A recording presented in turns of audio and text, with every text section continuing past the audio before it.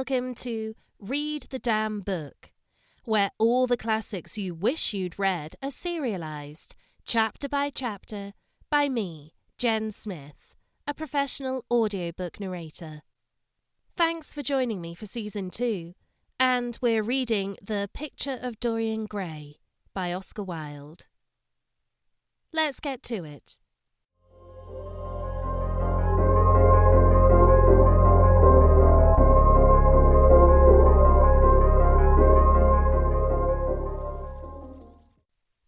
Chapter 5.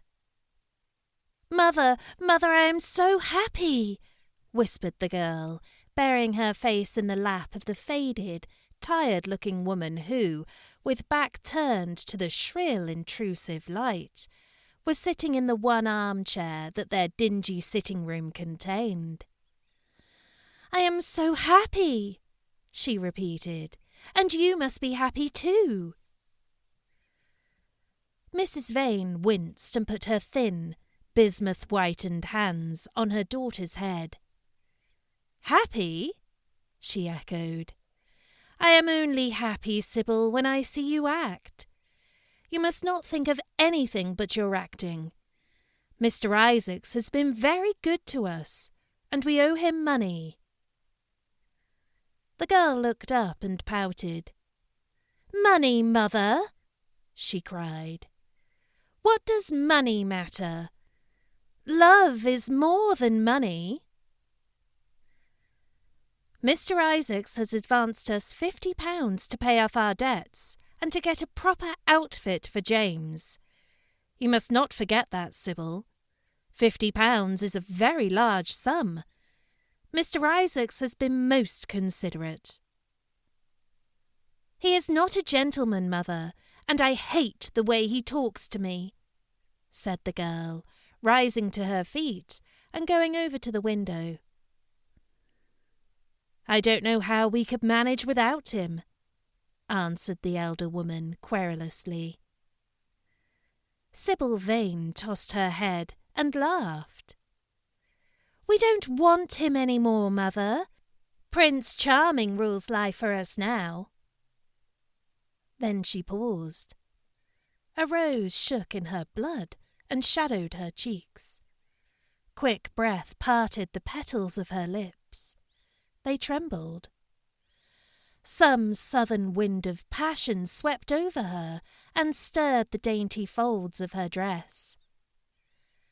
I love him, she said simply. Foolish child, was the parrot phrase flung in answer. The waving of crooked, false-jewelled fingers gave grotesqueness to the words. The girl laughed again. The joy of a caged bird was in her voice. Her eyes caught the melody and echoed it in radiance, then closed for a moment, as though to hide their secret. When they opened, the mist of a dream had passed across them. Thin-lipped wisdom spoke at her from the worn chair, hinted at prudence, quoted from that book of cowardice whose author apes the name of common sense. She did not listen. She was free in her prison of passion. Her prince, Prince Charming, was with her. She had called on memory to remake him. She had sent her soul to search for him, and it had brought him back. His kiss burned again upon her mouth. Her eyelids were warm with his breath. Then wisdom altered its method and spoke of espial and discovery. This young man might be rich. If so, marriage should be thought of. Against the shell of her ear broke the waves of worldly cunning. The arrows of craft shot by her. She saw the thin lips moving and smiled. Suddenly, she felt the need to speak. The wordy silence troubled her. Mother, she cried. Why does he love me so much? I know why I love him. I love him because he is like what love himself should be. But what does he see in me? I am not worthy of him, and yet why, I cannot tell. Though I feel so much beneath him, I don't feel humble. I feel proud, terribly proud. Mother, did you love my father as I love Prince Charming? The elder woman grew pale beneath the coarse powder that daubed her cheeks, and her dry lips twitched with a spasm of pain. Sibyl rushed to her, flung her arms around her neck, and kissed her. Forgive me, Mother. I know it pains you to talk about our father, but it only pains you because you loved him so much. Don't look so sad. I am as happy today as you were 20 years ago. Ah, let me be happy forever. My child, you are far too young to think of falling in love. Besides, what do you know of this young man? You don't even know his name. The whole thing is most inconvenient, and really, when James is going away to Australia, and I have so much to think of, I must say that you should have shown more consideration. However, as I said before, if he is rich... Ah, Mother, let me be happy. Mrs. Vane glanced at her, and with one of those false theatrical gestures that so often became a mode of second nature to a stage player, clasped her in her arms. At this moment, the door opened, and a young lad with rough brown hair came into the room. He was thick-set of figure, and his hands and feet were large and somewhat clumsy in movement. He was not so finely bred as his sister. One would hardly have guessed the close relationship that existed between them. Mrs. Vane fixed her eyes on him and intensified her smile. She mentally elevated her son to the dignity of an audience. She felt sure that the tableau was interesting. You might keep some of your kisses for me, Sibyl, I think, said the lad with a good-natured grumble. Ah, but you don't like being kissed, Jim, she cried. You are a dreadful old bear. And she ran across the room and hugged him. James Vane looked into his sister's face with tenderness. I want you to come out with me for a walk, Sibyl. I don't suppose I shall ever see this horrid London again. I am sure I don't want to. My son, don't say such dreadful things, murmured Mrs. Vane, taking up a tawdry theatrical dress, with a sigh, and beginning to patch it. She felt a little disappointed that he had not joined the group. It would have increased the theatrical picturesqueness of the situation. Why not, Mother? I mean it. You pain me, my son. I trust you will return from Australia in a position of affluence. I believe there is no society of any kind in the colonies, nothing that I would call society. So when you have made your fortune, you must come back and assert yourself in London. Society, muttered the lad. I don't want to know anything about that.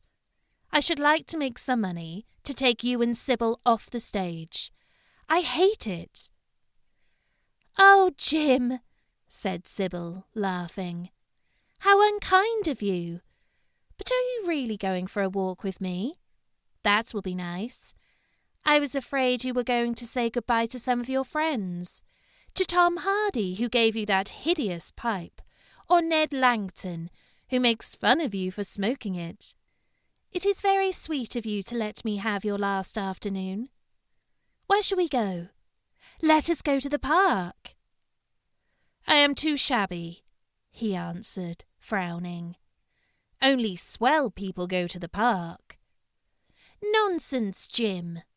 she whispered, stroking the sleeve of his coat. He hesitated for a moment. "Very well," he said at last, "but don't be too long dressing." She danced out of the door. One could hear singing as she ran upstairs. Her little feet pattered overhead. He walked up and down the room 2 or 3 times. Then he turned to the still figure in the chair. "Mother, are my things ready?" he asked. "Quite ready, James," she answered, keeping her eyes on her work. For some months past, she had felt ill at ease when she was alone with this rough, stern son of hers. Her shallow, secret nature was troubled when their eyes met. She used to wonder if he suspected anything. The silence, for he made no other observation, became intolerable to her. She began to complain. Women defend themselves by attacking, just as they attack by sudden and strange surrenders. "I hope you will be contented, James, with your seafaring life," she said. "You must remember that it is your own choice. You might have entered a solicitor's office. Solicitors are a very respectable class, and in the country often dine with the best families." "I hate offices, and I hate clerks," he replied. "But you are quite right. I have chosen my own life. All I say is, watch over Sibyl. Don't let her come to any harm. Mother, you must watch over her." "James, you really talk very strangely. Of course I watch over Sibyl." "I hear a gentleman comes every night to the theatre and goes behind to talk to her. Is that right? What about that?" "You are speaking about things you don't understand, James. In the profession, we are accustomed to receive a great deal of most gratifying attention. I myself used to receive many bouquets at one time. That was when acting was really understood. As for Sibyl, I do not know at present whether her attachment is serious or not, but there is no doubt that the young man in question is a perfect gentleman. He is always most polite to me. Besides, he has the appearance of being rich, and the flowers he sends are lovely." "You don't know his name, though," said the lad harshly. "No," answered his mother with a placid expression in her face. "He has not yet revealed his real name. I think it is quite romantic of him. He is probably a member of the aristocracy." James Vane bit his lip. "Watch over Sibyl, mother," he cried. "Watch over her." "My son, you distress me very much. Sibyl is always under my special care. Of course, if this gentleman is wealthy, there is no reason why she should not contract an alliance with him. I trust he is one of the aristocracy. He has all the appearance of it, I must say. It might be a most brilliant marriage for Sibyl. They would make a charming couple. His good looks are really quite remarkable. Everybody notices them." The lad muttered something to himself and drummed on the window-pane with his coarse fingers. He had just turned round to say something when the door opened and Sibyl ran in. "How serious you both are!" she cried. "What is the matter?" "Nothing," he answered. "I suppose one must be serious sometimes. Good-bye, mother. I will have my dinner at 5 o'clock. Everything is packed except my shirts, so you need not trouble." "Good-bye, my son," she answered, with a bow of strained stateliness. She was extremely annoyed at the tone he had adopted with her, and there was something in his look that had made her feel afraid. "Kiss me, mother," said the girl. Her flower-like lips touched the withered cheek and warmed its frost. "My child! My child!" cried Mrs. Vane, looking up to the ceiling in search of an imaginary gallery. "Come, Sibyl," said her brother impatiently. He hated his mother's affectations. They went out into the flickering, wind-blown sunlight and strolled down the dreary Euston Road. The passers-by glanced in wonder at the sullen, heavy youth who, in coarse, ill-fitting clothes, was in the company of such a graceful, refined-looking girl. He was like a common gardener, walking with a rose. Jim frowned from time to time when he caught the inquisitive glance of some stranger. He had that dislike of being stared at, which comes on geniuses late in life and never leaves the commonplace. Sibyl, however, was quite unconscious of the effect she was producing. Her love was trembling in laughter on her lips. She was thinking of Prince Charming, and, that she might think of him all the more, she did not talk of him, but prattled on about the ship in which Jim was going to sail, about the gold he was certain to find, about the wonderful heiress whose life he was to save from the wicked, red-shirted bushrangers. For he was not to remain a sailor, or a supercargo, or whatever he was going to be. Oh, no! A sailor's existence was dreadful. Fancy being cooped up in a horrid ship, with the hoarse, hump-backed waves trying to get in, and a black wind blowing the masts down and tearing the sails into long, screaming ribbons. He was to leave the vessel at Melbourne, bid a polite goodbye to the captain, and go off at once to the goldfields. Before a week was over, he was to come across a large nugget of pure gold, the largest nugget that had ever been discovered, and bring it down to the coast in a wagon guarded by 6 mounted policemen. The bushrangers were to attack them 3 times and be defeated with immense slaughter. Or no, he was not to go to the goldfields at all. They were horrid places, where men got intoxicated and shot each other in bar-rooms and used bad language. He was to be a nice sheep farmer, and one evening, as he was riding home, he was to see the beautiful heiress being carried off by a robber on a black horse, and give chase and rescue her. Of course, she would fall in love with him, and he with her, and they would get married and come home and live in an immense house in London. Yes, there were delightful things in store for him, but he must be very good and not lose his temper or spend his money foolishly. She was only a year older than he was, but she knew so much more of life. He must be sure, also, to write to her by every mail and to say his prayers each night before he went to sleep. God was very good and would watch over him.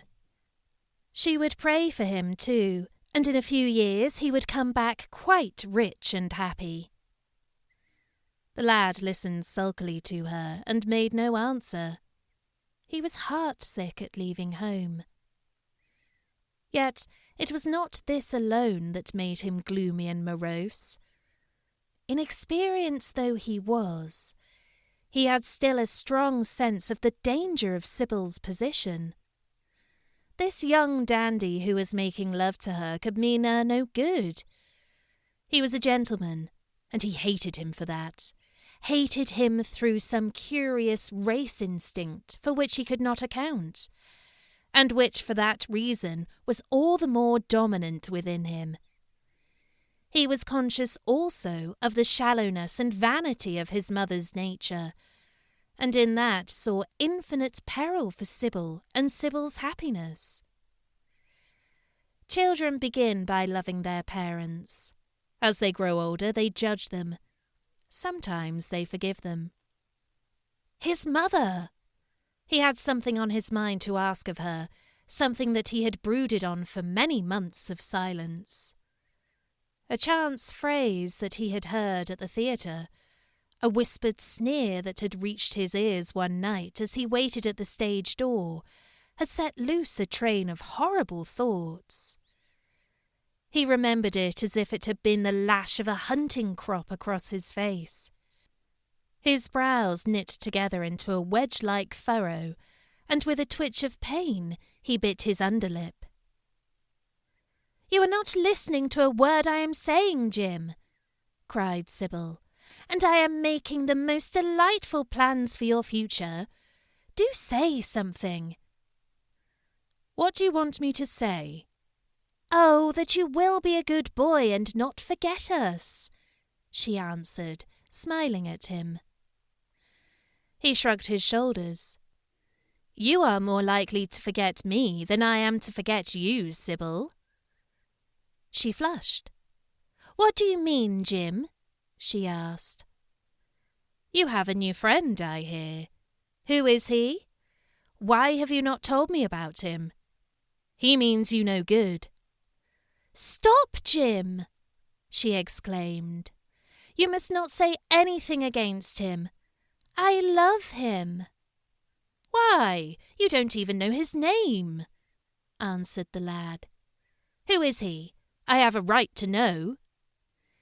"He is called Prince Charming. Don't you like the name? Oh, you silly boy, you should never forget it. If you only saw him, you would think him the most wonderful person in the world. Some day you will meet him when you come back from Australia. You will like him so much.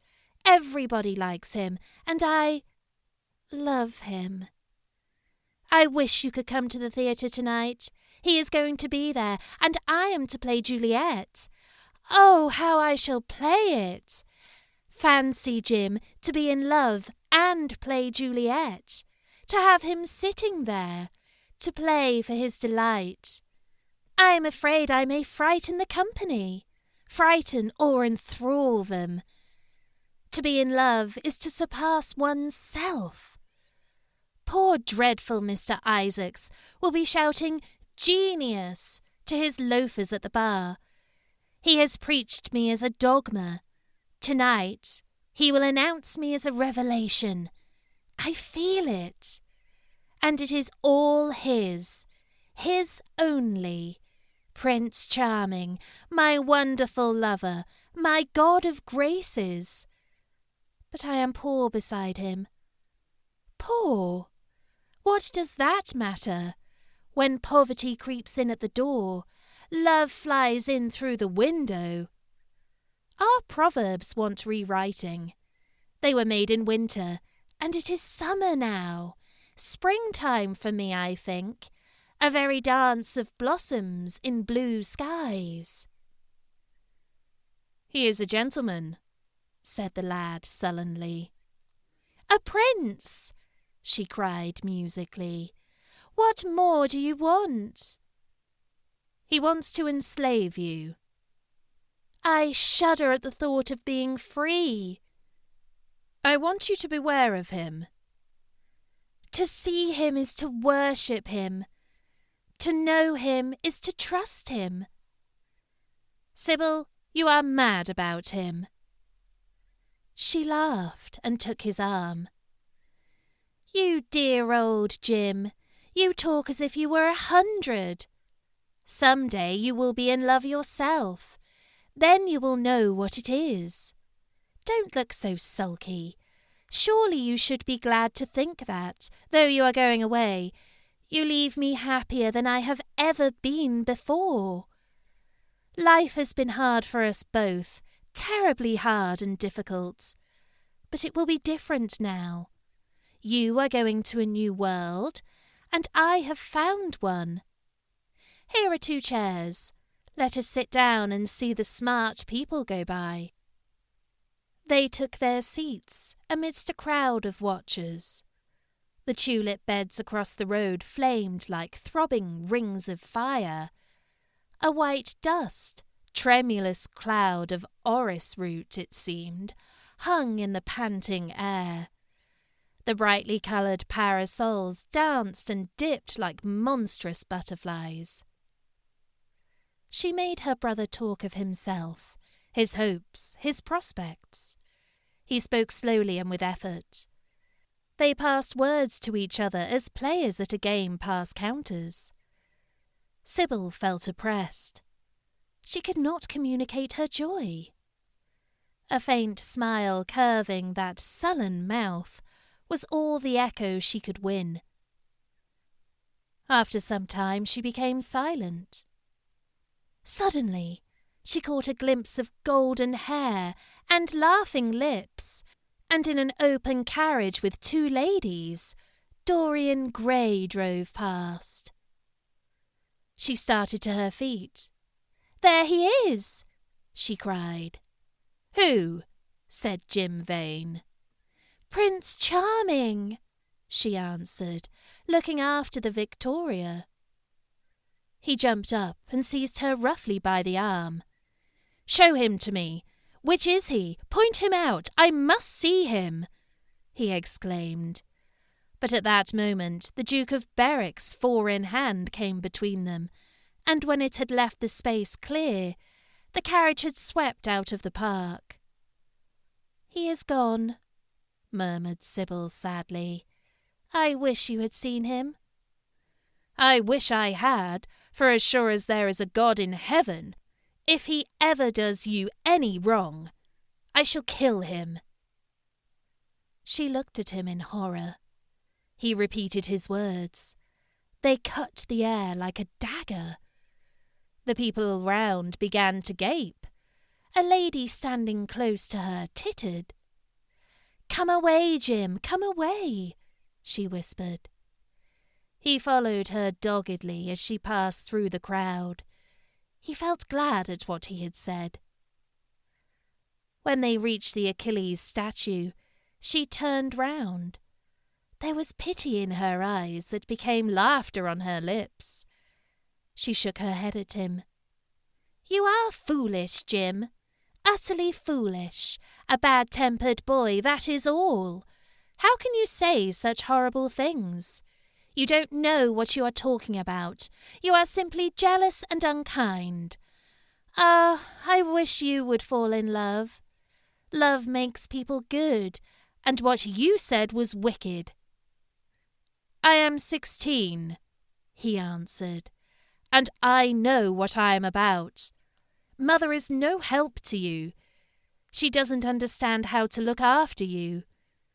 I wish now that I was not going to Australia at all.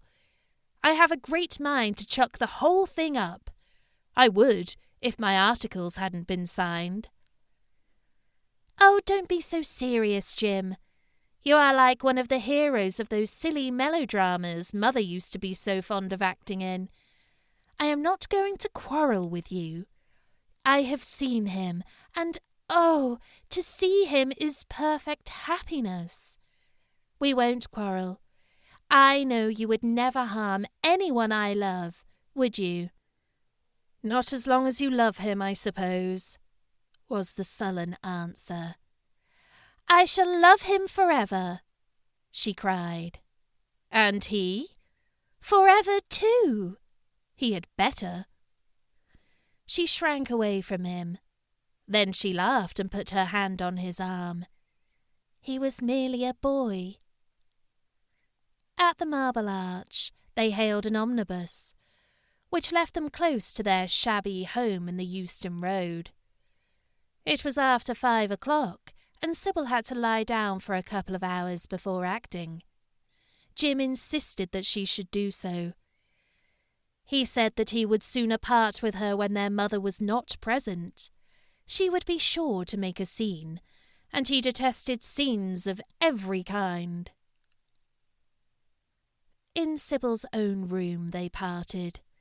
There was jealousy in the lad's heart, and a fierce, murderous hatred of the stranger who, as it seemed to him, had come between them.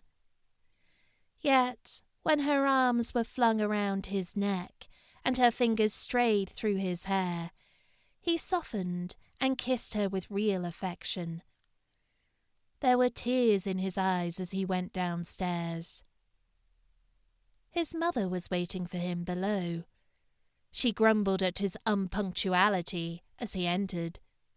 He made no answer, but sat down to his meagre meal.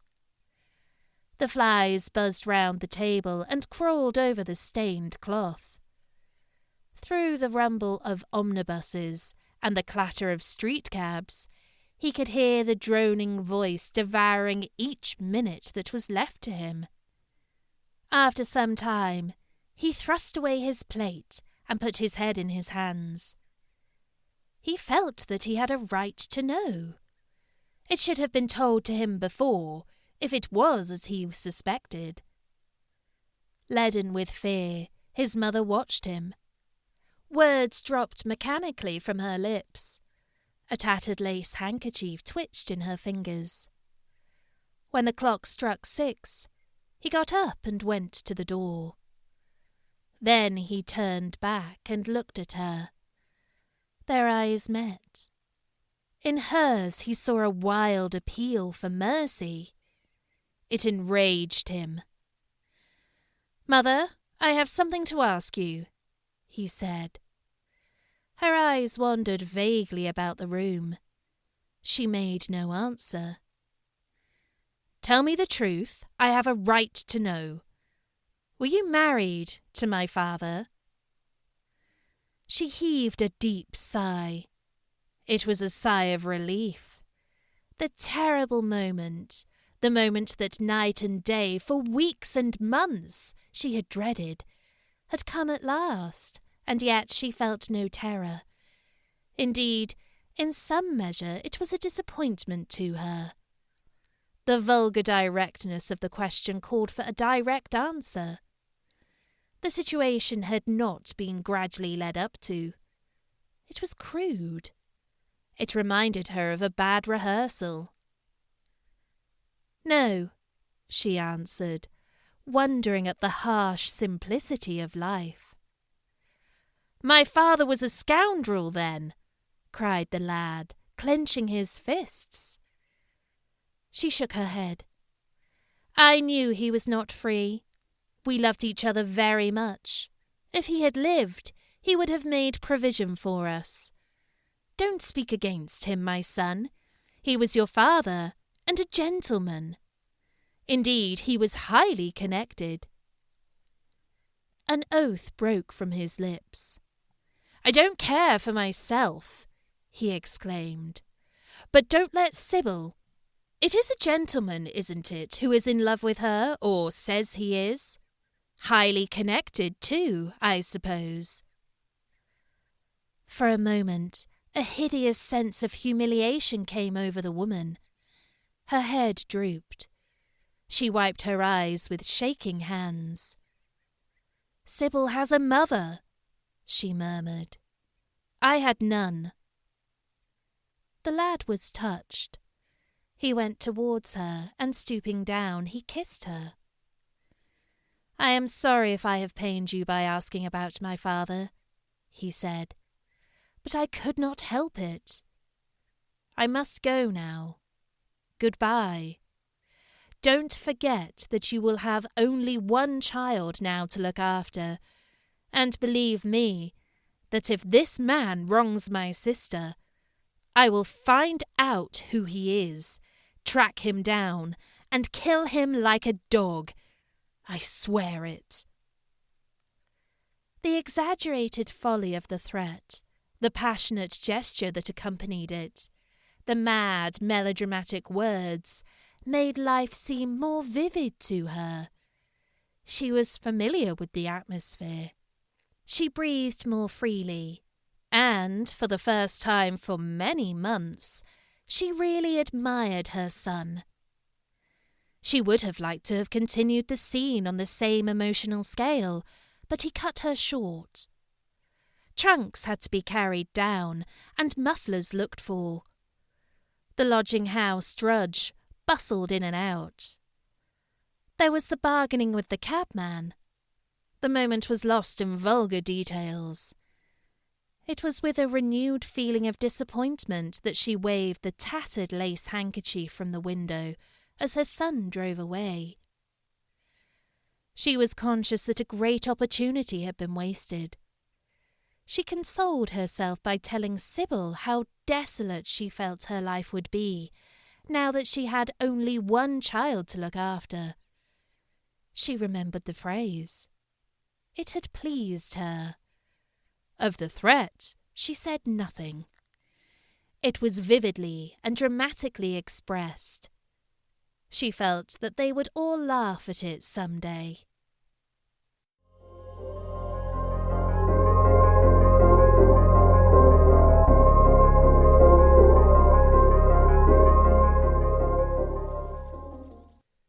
Thanks for listening to this episode of Read the Damn Book. Find me on socials at podcast_RDB. And don't forget to subscribe wherever you get your podcasts from. Let me know if there's anything you'd like to hear. See you next time on Read the Damn Book.